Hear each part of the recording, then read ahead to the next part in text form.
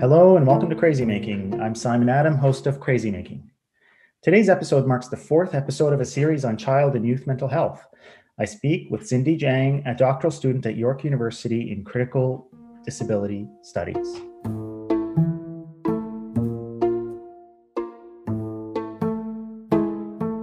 Welcome, Cindy.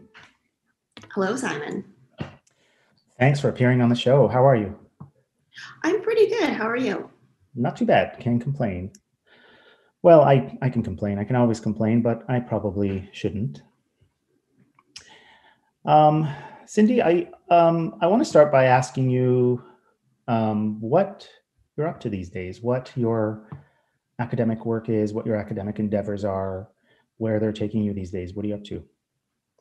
Aside from moving back to beautiful BC from Toronto, which has taken a little bit of time outside of my studies, I'm working on a mental health research project looking at the experiences of mental health with young adults, racialized young adults here in Canada. And I'm also working on my comprehensive exams to continue my doctoral work. Okay, so tell us a little bit about that first project that you mentioned. So it's really interesting, and I'm very lucky to be a part of it. There is this set of mental health curriculum on this website called Madness Canada, where it teaches potential young professionals mental health. And so one of the amazing things about this curriculum is that it's survivor-led, and it's from people that came out of Canada's deinstitutionalization period. And so we have some amazing firsthand artifacts from this history from this period in Canada. One of the weaknesses in this curriculum is that it's primarily white-based, and it's now houses voices of those who are now in their 70s and 80s. And so we got a research grant to essentially diversify and to racialize these voices. And so now I'm working with young adults between the ages of 18 to 30 and talking to them about their experiences of mental illness. The adults that I'm working with are all self-identified MAD artists, which means that they've all, in some form or another, identify as being with experiences of mental health. And so looking at how the process of their art facilitates their mental health. Okay, so you're working with racialized young people or youth. Why is it important to include their perspective? Because Canada isn't white. Canada isn't all white. We have, for example, almost 1/5 of Canada self-identifies as part of an Asian population. And so that's a huge part of our Canadian demographics. And it's very important to include different voices when we're talking about mental health, because the understanding of mental health and the stigma of mental health manifests differently depending on one's social position, location, and their intersections. Mm-hmm, indeed. And what are you finding so far? What are some preliminary findings, if you can talk to us about them? Oh, it's absolutely fascinating. So we have roughly 15 MAD artists at this point. Everyone was recruited outside of our biomedical system, which means that all of these artists are truly self-identified. We didn't have to go through health service providers to connect with them. And some of the findings so far, and across the people that we've interviewed, unanimously, and from the ones that I've had, everyone has talked about how influential high school counselors have been in terms to their mental health, and that at least 4 of them were talking about how their counselors, primarily white counselors, had asked them, have you talked and had a sit-down conversation with your parents about mental health? And almost all of the participants that I've interviewed said, really? You're going to ask me as a racialized person to see whether or not I've sat down with my parents to talk about my mental health? Who are you? And so that was their first foray into seeking mental health support, and how that's really impacted their views of who and how they seek help. Interesting. I'm being reminded now, as you say that, of a guest I interviewed on this show previously, Sherry Taylor, who is working with young people with a diagnosis of mental illness and looking at how their identity forms in the context of psychiatric diagnosis. So I could see interesting points of connection there.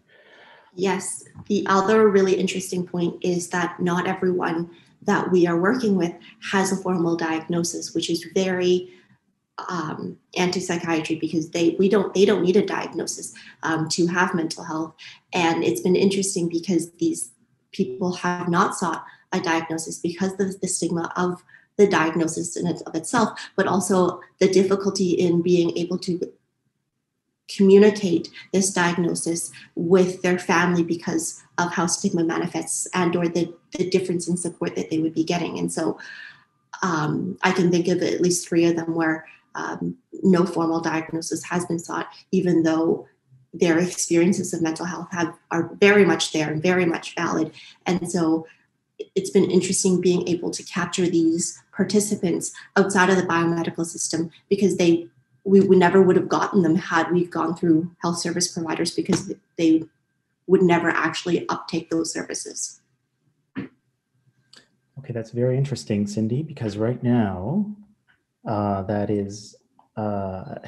it's making me think of another research study that I'm involved in, looking at postpartum depression. And we're looking to interview women who have had the diagnosis, but have had some skepticism around the diagnosis, or sort of resistance to it, or a rejection of it. But we're getting people interested who struggle postpartum, but have actually avoided the psychiatric system, therefore have not been officially diagnosed, and have effectively resisted being diagnosed and being labeled. And so we had to redesign the study to actually capture these women, because they have a very important narrative to share with us, kind of like what you were talking about. Very interesting. So, okay, so then and then you also talked about you're preparing to do your comp. Can you just explain for the listener who may not be familiar with the idea of a comp and what it means as a milestone for a PhD project, what that is, and what you're doing for your comp? So comprehensive exams, or comps, in a doctoral program are essentially the different examinations that you need to pass to continue to do your PhD. And so it is having a solid understanding of the different topics within your specialized field, so you are able to then continue on and conduct the research that you would like to do. Mm-hmm. And your specialized field is?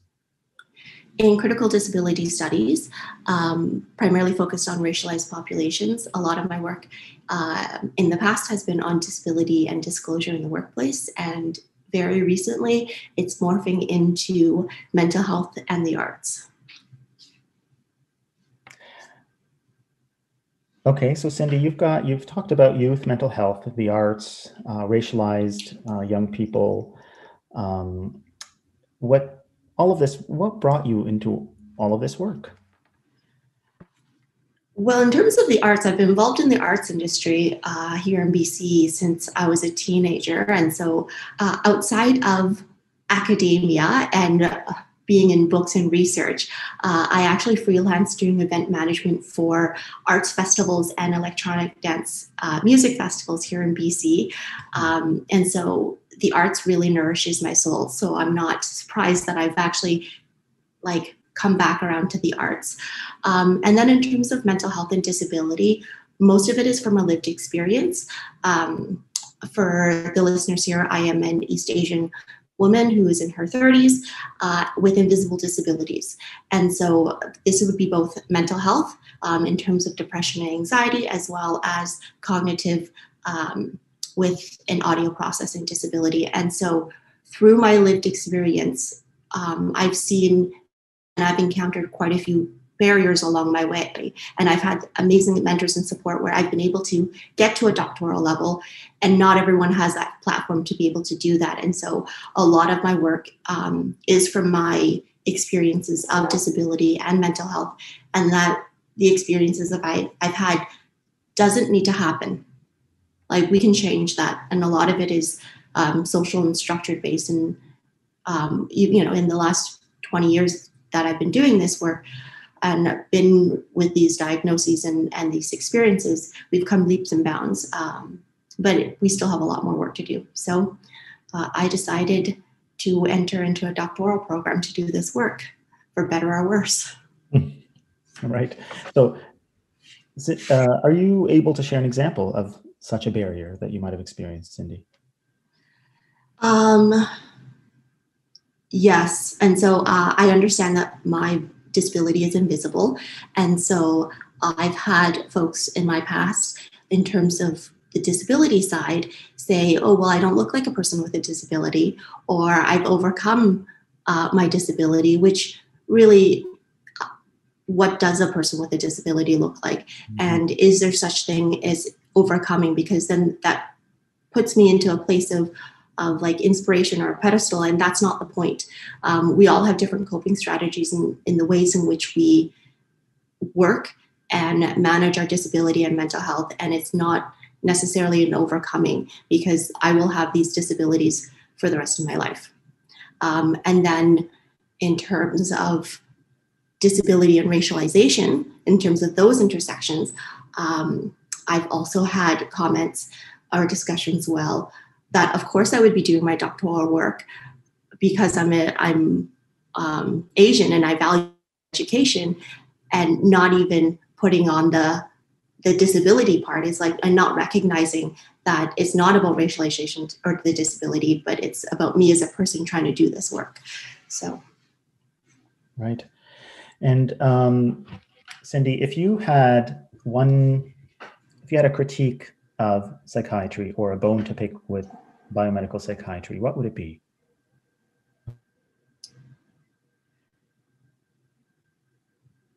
That it's primarily white and very white focused.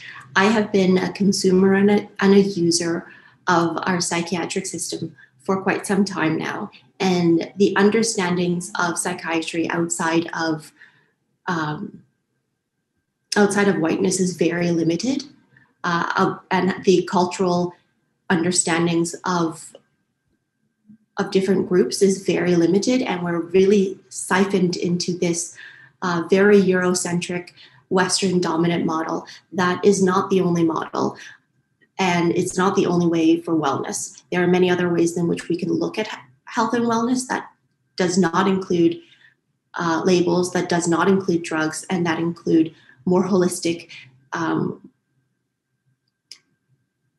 more holistic avenues that, for example, that includes the arts.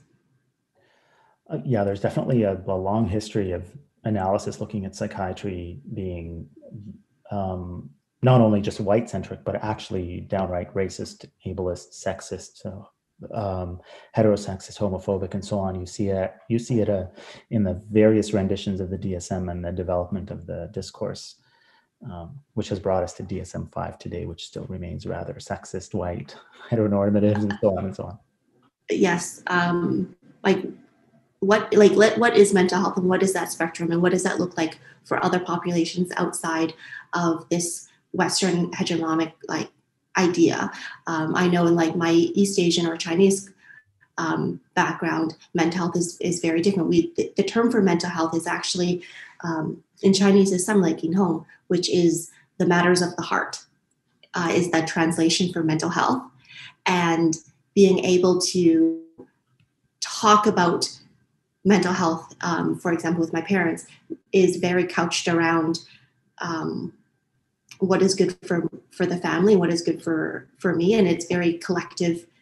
It's very collective in terms of the family decision making, and the term stigma barely exists. The closest thing that we have to stigma in Cantonese is essentially tarnishing one's name or one's surname.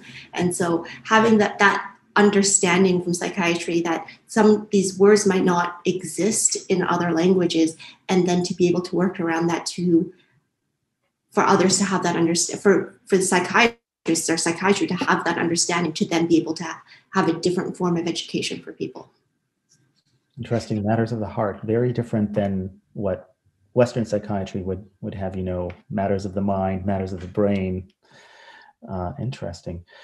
Cindy, if you were to be having a conversation with a young person, a youth who may be struggling with mental health issues, what would you say to them? What words of wisdom or advice would you have for them? Very interestingly, I've had quite a few discussions with youth in this last few weeks, and I have told most of them that it's okay not to be a real adult. There have been conversations of like, I'm going to be able to figure out my food, figure out my schedule, figure out what I want to do with my life. And I have told them, as somebody with mental health issues, who is on medication, as well as with a disability, that being an adult is what you want and what you choose it to be, and that there's no set formula or structure, and that, you know what, for the rest of your adult life, you will be thinking about what you're going to be making for dinner, and that's okay.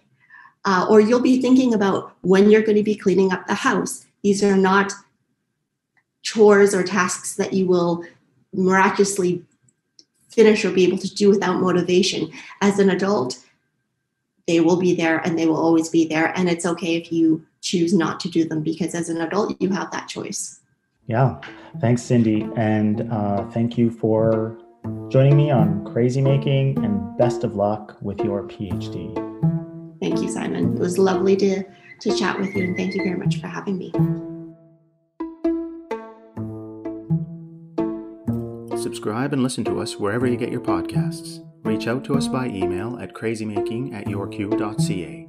That's crazymaking@yorku.ca. And follow us on Instagram at Crazy Making Podcast. Thanks for listening.